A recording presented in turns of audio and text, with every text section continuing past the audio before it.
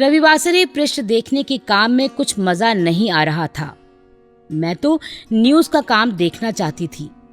News का glamour अलग था, पर पता नहीं क्यों मेरे साथ एक ट्रेजेडी रही कि जो भी संपादक मुझे मिला उसने हमेशा मुझे पीछे रखने की ही कोशिश की। हर उपलब्धि उसके खाते में, मेरे खाते में रूटीन और नीरस कार्य। शायद यह उन लोगों का कॉम्प्लेक्स था जो उनमें यह एहसास जगाता था कि कहीं मैं सुरंग न लगा दूं। हालांकि मेरा स्वभाव ऐसा नहीं था। मैं तो स्वयं अपने रास्ते बनाती थी, अपनी मेहनत, लगन और काम के प्रति निष्ठा से। इसलिए अपना दाय प्राप्त करने के लिए मुझे सदैव संघर्ष करना पड़ा।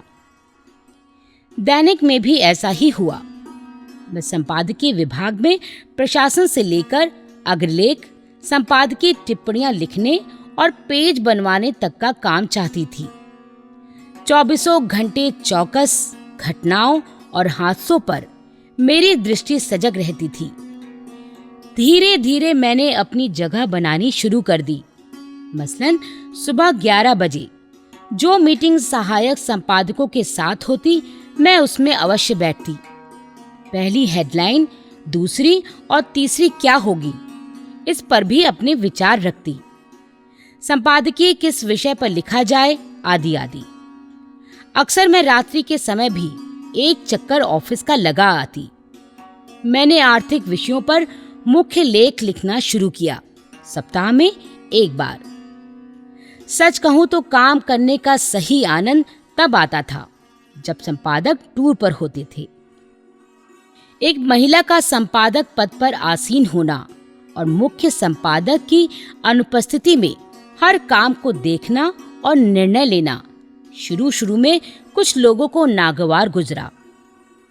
वो लोग मुझे दिखाए बगैर सामग्री सीधे प्रेस में भेजने लगे, संपादकीय आदि भी। किंतु शीघ्र ही मैंने बड़ी दृढ़ता से पर स्पष्ट रूप से बता दिया कि मैं उनमें से नहीं हूं जिन्हें रास्ते में पड़े पत्थर की तरह ठोकर मारकर किनारे लगाया जा सकता हो। वस्तुतः हम महिलाओं को सभी क्षेत्रों में ऐसी स्थितियों का सामना करना पड़ता है। उन्हें पग पग पर अपनी पहचान बनानी पड़ती है।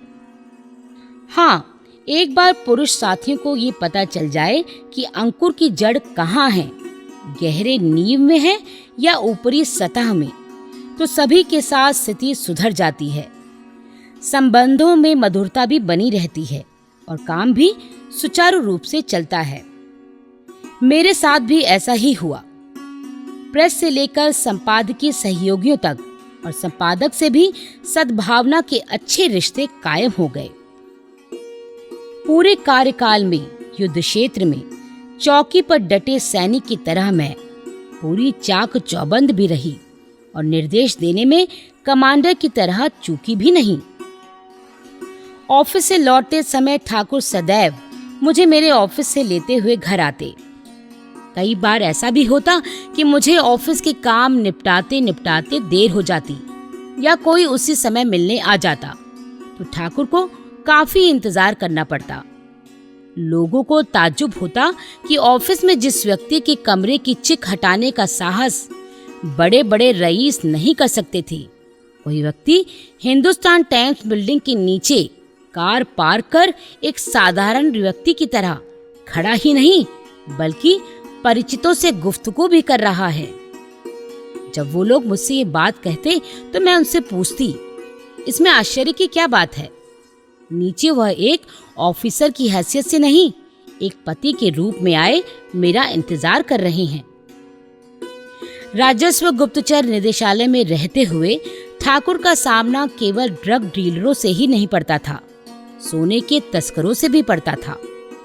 स्मगलर्स, गुंडों और तीसरी दुनिया के दादाओं से निपटना पड़ता था। इन लोगों के संपर्क समाज के सफेद पोश अपराधियों से होते थे, जिन्हें हम जानते और समझते हुए भी अपराधी नहीं कह पाते। यह सफेद पोश लोग संभ्रांत नागरिक के रूप में हर जगह मौजूद थे। वो अपने प्रभाव का, अपने रसूखों का फायदा उठाकर अक्सर अफसरों पर दबाव डलवाकर उन्हें अपना कर्तव्य निभाने से रोकते हैं। ईमानदार अफसर कुंठित हो जाते हैं। उनको ऊपर से कहा जाता है कि फलाने आदमी का केस देख लें। इस देख लें के पीछे क्या धारणा होती है, क्या मंतव्य छिपे होते हैं, ये सबको पता होता है। जैसे सावन के बादलों का कुछ पता नहीं चलता, गरजने और बरसने में देर नहीं लगती, उसी प्रकार अचानक एक दिन राजस्व मंत्री सतीश अग्रवाल जी का रात्रि को फोन आया, टीपी भाई अभी घर पर आ जाओ। अग्रवाल जी कई दिनों से जयपुर गए हुए थे। ठाकुर ने सोचा कोई विशेष बात होगी, तभी आते ही बुलाया है। ठाकुर आश्वस्त मन से उनके घर पहुंचे। अग्रवाल जी ने बताया जब वो जयपुर में थे तब प्रधानमंत्री मोरारजी देसाई का फोन वहां आया था।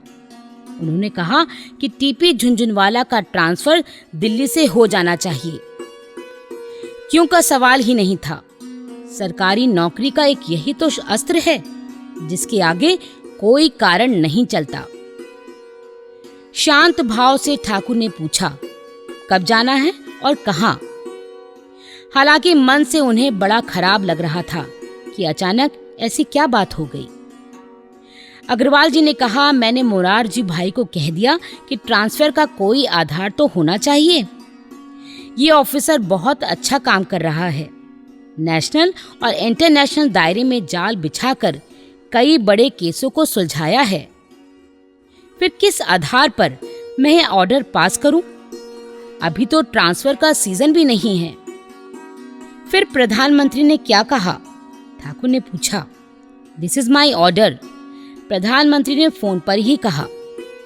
तब क्या? अग्रवाल जी बोले, मैंने कहा सर आप लिखित ऑर्डर भिजवा दीजिए, मैं ट्रांसफर कर दूंगा। उधर से प्रधानमंत्री कुछ बोले नहीं, बस खट से फोन रख दिया। ठाकुर ने घर आकर जब ये सब किस्सा सुनाया तो एक बार मुझे विश्वास नहीं हुआ कि अग्रवाल जी ने प्रधानमंत्री से इतने साहस से बात की होगी। मैंने कहा शायद अग्रवाल जी तुम्हारे ऊपर अपना एहसान जताने या रुआब रखने के लिए ऐसा सब कर रहे हैं। ठाकुर ने कहा ये भी हो सकता है। फिर कुछ रुककर बोले, वो मुझसे गलत क्यों कहेंगे? उन्होंने जरूर ऐसा कहा होगा, आखिर राजस्थान की मिट्टी के बने हैं। फिर तो परेशानी की कोई बात नहीं, निश्चिंत हो जाओ। मैं बोली, पर एक बात है, मोरारजी भाई से ऐसी आशा नहीं थी। उनकी छवि एक साफ सुथरे निष्ठावान व्यक्ति की है। वो किसी अन्याय का स्वयं हिस्सा नहीं बन सकते, पर उनके आसपास के लोग परिचित तो इस मापदंड में नहीं आ सकते। वो तो तटस्थ नहीं हो सकते। कहीं न कहीं किसी न किसी का स्वार्थ उसमें अवश्य निहित है। ऑर्डर और वह भी फोन पर। इतनी तत्परता या जल्दी क्या थी? अग्रवाल जी के दिल्ली आने पर भी ट्रांसफर के आदेश दिए जा सकते थे।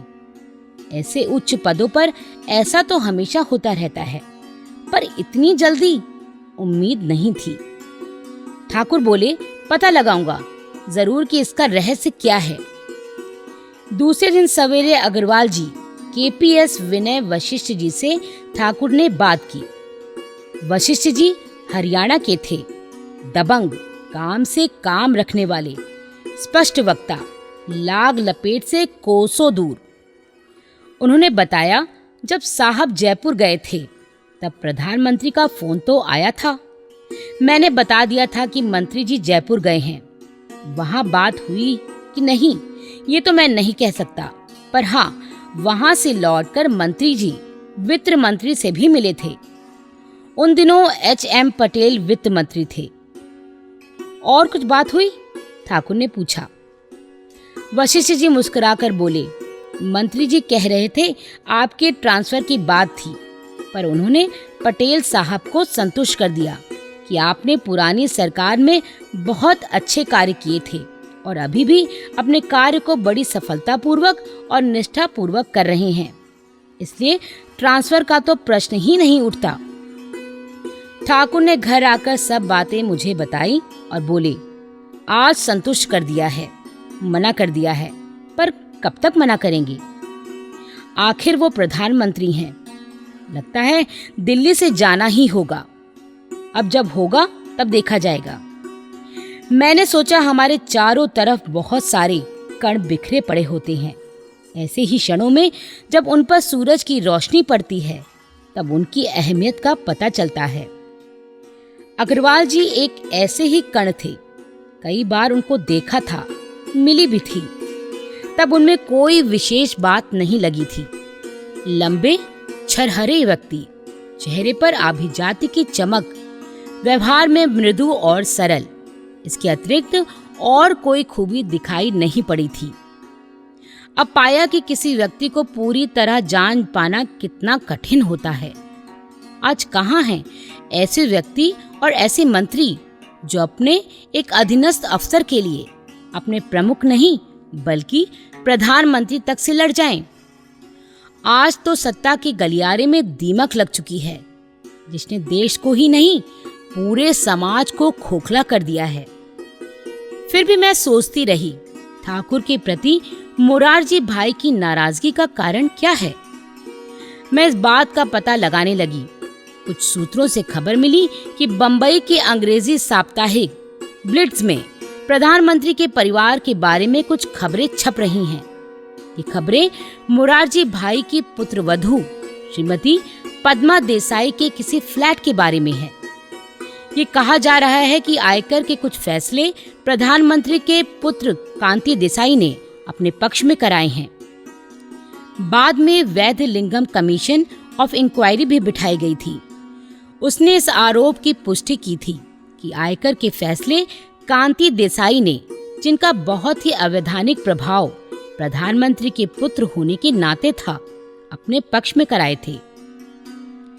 शायद प्रधानमंत्री को ये गलतफहमी हो गई थी कि जो खबरें छप रही हैं उनकी जानकारी टीपी झुनझुनवाला और कुरुविला जी ने प्रेस को दी है। कुरुविला जी उन दिनों प्रत्यक्ष कर बोर्ड के मेंबर इन्वेस्टिगेशन थे और चेयरमैन पद के प्रत्याशी थे। प्रेस को खबरें कहां से मिल रही थी ये तो पता नहीं लगा, पर क्योंकि मेरा प्रेस से संबंध था इसलिए उन्हें अपनी गलतफहमी का आधार मिल गया था। खैर, किस बात से प्रधानमंत्री नाराज हो गए थे, क्या कारण था, वह तो भगवान ही जाने। कुछ अरसे बाद एक दिन विनय वशिष्ठ जी ने ऑफिस में फोन करके ठाकुर को बुलाया। साउथ ब्लॉक पहुंचते ही ठाकुर को लेकर वो अग्रवाल जी के कमरे में गए। अग्रवाल जी ने बड़ी प्रसन्न मुद्रा में ठाकुर को बतलाया कि प्रधानमंत्री मोरारजी भाई ने उन्हें बुलाया था और 20-25 मिनट आपके संदर्भ में बातें हुई, विस्तार से चर्चा हुई और उन्होंने इनके काम के बारे में प्रधानमंत्री को पूरी जानकारी दे दी है। ये भी कहा है कि इन जैसे निष्ठावान अफसरों की वजह से ही वो स्वयं अपने मिनिस्ट्री का कार्य सुचारू रूप से कर पा रही हैं। मैंने प्रधानमंत्री को पूर्ण रूप से आश्वस्त कर दिया और अब ट्रांसफर की बात पूर्ण रूप से खत्म हो गई। ठाकुर का काम करने का अपना ढंग था। कभी भी इन्होंने अपने ऊपर के अधिकारियों की अवमानना नहीं की। उनको विश्वास में लेकर ही काम किया, किंतु किसी समय यदि कोई गलत निर्णय होता या कोई जाति कही होती तो वह उच्च अधिकारियों को स्पष्ट रूप से बता देते थे कि कहाँ क्या गलत है। उन्हें उस गलत निर्णय से हटाने का प्रयत्न भी करते थे या उससे कैसे बचकर निकला जा सकता है, इसकी सलाह भी देते थे। फिर भी यदि ऊपर से क्लियरेंस मिलते ही थे तो सदैव ये प्रयत्न करते थे कि ऐसी क्लियरेंस लिखित रूप में हो। इस सब के बाद कार्यवाही करना, आदेश का पालन करना वो अपना कर्तव्य समझते थे और पूरी लगन, निष्ठा और ईमानदारी से उसे अंजाम देते थे। रात दिन एक करके किसी भी तरह योजना को सफल कराते। आयकर की हर नई योजना को टीवी, रेडियो और लेखों के माध्यम से सामान्य लोगों तक सरल भाषा में पहुंचाने की चेष्टा करते। यही कारण था कि लोगों को इन पर इतना विश्वास था कि यदि टीपी साहब को कोई सलाह देते हैं तो वह सही ही होगी। एक बार जब अघोषित संपत्ति को स्वेच्छापूर्वक घोषित कराने के लिए राजस्व कर बोर्ड का अभियान चला, तब ठाकुर ने रात दिन एक एक करके उस योजना को सफल कराया। केवल बंबई में उस समय एक व्यक्ति ने 1 करोड़ की अघोषित संपत्ति को मात्र इनके कहने पर घोषित किया। बाद में भी जब कभी वो मिले तो उन्होंने कहा कि साहब, आपने हमें बचा लिया, अब हम बिना खटके चैन की नींद तो सो सकते हैं। अपने से ऊंचे अधिकारी ही नहीं अपितु अधीनस्थ अधिकारी, यहाँ तक कि चपरासी आदि के प्रति भी ठाकुर का व्यवहार बहुत अच्छा रहता था। किसी बड़े आदमी के यहाँ, रिश्तेदार के यहाँ शादी वगैरह में जाना भूल सकते थे, परंतु अपने चपरासी के यहाँ जरूर जाते थे, चाहे वह कितनी ही दूर क्यों ना हो। मुझे याद है कि एक बार इनके एक चपरासी के लड़के की शादी थी, बहुत दूर, कहीं गुड़गांव के पास किसी गांव में। फिर भी हम लोग इतनी दूर उसके यहाँ गांव में, जहाँ अच्छी सड़क भी नहीं थी, पहुंचे। वह तो खुशी से झूम उठा, उसकी प्रसन्नता बताई नहीं जा सकती। यही ठाकुर की उपलब्धि थी। इन सब गुणों का प्रभाव हमारे बच्चों पर बहुत अच्छा पड़ा। हमारे आपस के मधुर और संवेदनशील जीवन में तकरार और उद्दंडता का लेश मात्र भी नहीं था। जितनी चादर हो उतना ही पैर फैलाना हमें बच्चों को सिखाना नहीं पड़ा। वो फिजूल खर्च ना हो, बड़ों से आदर और शिष्टता से पेश आएं। ये सब बातें बचपन से घर के माहौल से ही उन्होंने सीखी। जैसे जैसे वो बड़े होते गए, किशोरावस्था और यौवनावस्था के संधि काल में पहुंचे, तब हम दोनों के कर्मठ जीवन, लगन और ईमानदारी, मेहनत से जीना चुराने की प्रवृत्ति ने उन्हें सही गलत की पहचान का मानदंड दिया। उनके उद्वेलित मन को ऐसा ठहराव दिया जिसे वो बाद के जीवन में भी सार्थक कर पाए। परिवार के जो प्रतिमान स्थापित हुए, जैसे बड़े बूढ़ों का आदर करना, उनकी देखभाल करना, जीवन के प्रति उत्साह, परिवेश का संतुलित और संवेदनशील होना आदि ऐसी बातें जो पीढ़ी दर पीढ़ी चलती हैं, और इस दृष्टि से हमारे परिवार पर ईश्वर की बड़ी कृपा रही।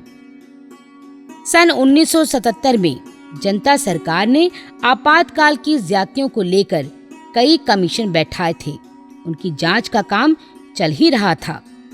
1976 में जब ठाकुर प्रत्यक्ष कर बोर्ड के सेक्रेटरी के पद पर नियुक्त थे, गीतों भरी शाम और किशोर कुमार नाइट के आयोजन पर सोवेनियर निकालकर सामाजिक कार्यों के लिए फंड इकट्ठा किया था। व्यापारियों को सोवेनियर में दिए गए विज्ञापनों पर पूरी कर छूट का जो प्रावधान था, वह इस आधार पर नहीं था कि वह विज्ञापन नहीं, डोनेशन है। जब प्रत्यक्ष कर बोर्ड के सामने पुनर्विचार के लिए प्रश्न आया, तब ठाकुर ने 2 सर्कुलर जारी किए थे।